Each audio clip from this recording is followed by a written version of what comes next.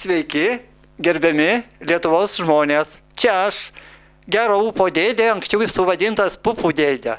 Tas pats, kur su keturkojais keliautojais šuniukais keliavau po pasaulį, garsindamas Lietuvos vardą. Pildosi mano didelė svajonė. Pirmųjų keturkojų keliautojų mano mylimų šuniukų įamžinimas.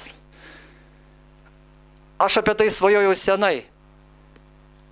Reikėjo surasti talentingą žmogų, skulptorių ar skulptorę, kuris realizuotų mano sumanimą. Ir štai likimo laikrodis tarsi išmušė lemtingą valandą ir įvyko tas, kad mes susipažinom su Rūta Jankevičiūtė, skulptorė, gabia, talentinga skulptorė, kuri ir vykdo šį mano sumanimą.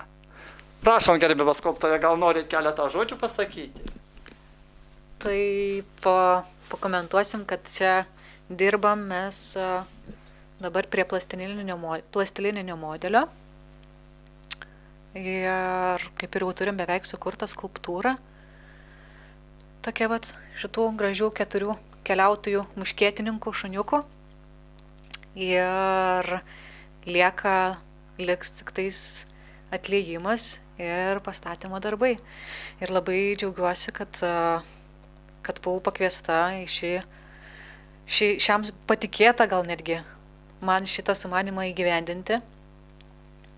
Manau, tikrai reikšmingas reiškinys Lietuvoje, toksai, manau, istorinis.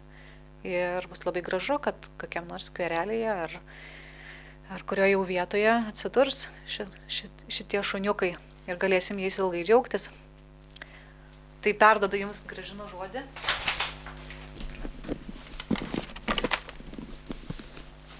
Ačiū, gerbiama Rūta. Labai jums dėkoju. O jeigu kas galėtumėt, tai gal kokį euriuką paaukokite sąskaitą mūsų.